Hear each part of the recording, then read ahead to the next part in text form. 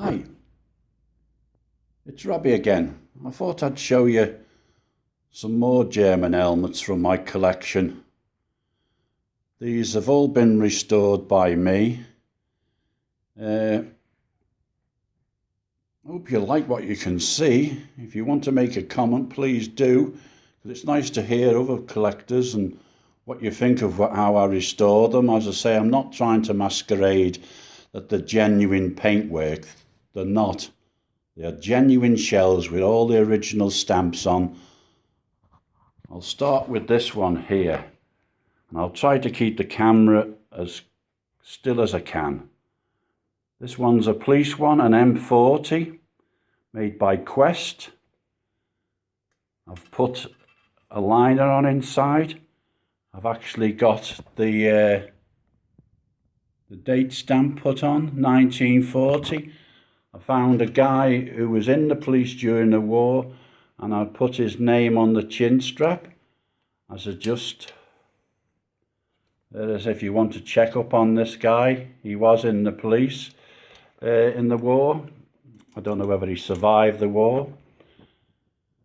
And here's another one that I've restored.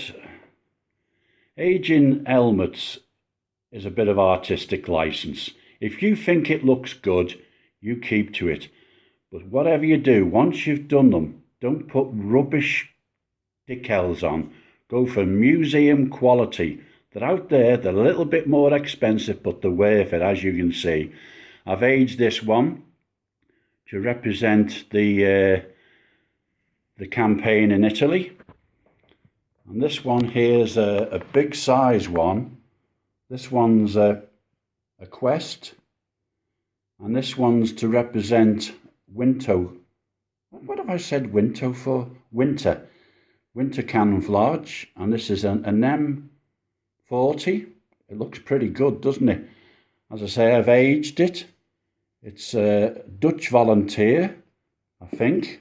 Correct me if I'm wrong. Any comments? Please make a comment of what you think of the collection. As I say, it hasn't actually got the right liner in them, but they've all got the stamps on, as you can see.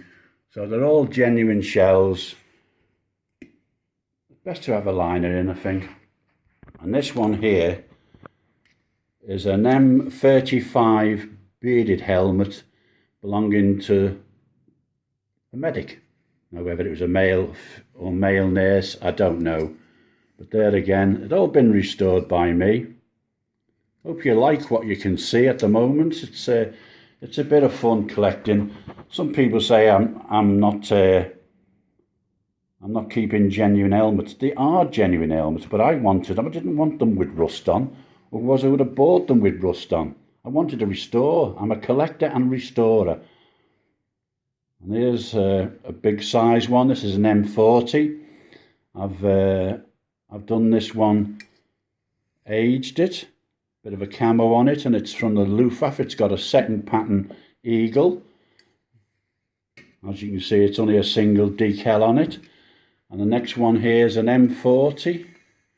And this one is to represent Italy or Africa. Could it even be an Africa coat? I don't know. But I've aged it. I think it looks pretty good, doesn't it? And this one's an M42. And I've put the camo from the Atlantic Wall on it. As I say, I've all done these myself, put new liners in. As you can see, it's got a new liner. It's all about trying to represent what it would have looked like in the war. And there's another M42 with another brand new chin strap and liner on. As I say, it's a bit of fun collecting, isn't it? I'm not masquerading. I'm not trying to tell you that they're genuine paintwork and they're worth thousands of pounds each. They're not. It's what I want to make it look like. This one's an M42, big size. Pretty good, eh? So I hope you like what I've done. Aging them. And this one's an SS M40. I made it a rough camo, this one. And there again, this could be to represent the Normandy invasion. It has got two decals. I put one underneath the paintwork and then painted over it as they would have done in 1942, 1943 when they decided not to have the two decals on. I don't know why, but it doesn't really matter, does it? And here's the last one here. Another aged 1940. This is done to represent the Normandy. As you can see, I've aged it. The thing is, when you do these things, you've got to put on a bit of time. It's no use you doing a lovely paint job, which these are, and putting a real rubbish decal on. These are museum quality. Go for quality. As you can see, look at that. That's nearly as good as the genuine thing now. So I hope you like what you can see. I'm going to put some more videos on different other helmets, war helmets I've got. I've got quite a few American ones, M1s. I've got a lot of Kevlar ones. And I've also got a lot of British ones. So I'm actually going to show these at a later date, these other helmets. But I hope you like what you can see. This is just a small part of some of the helmets that I've collected over the years. If you want to make a comment, I'd like to see them and see what you think of my collection. But as it is, I've actually stopped collecting German helmets now because I've actually got a lot now.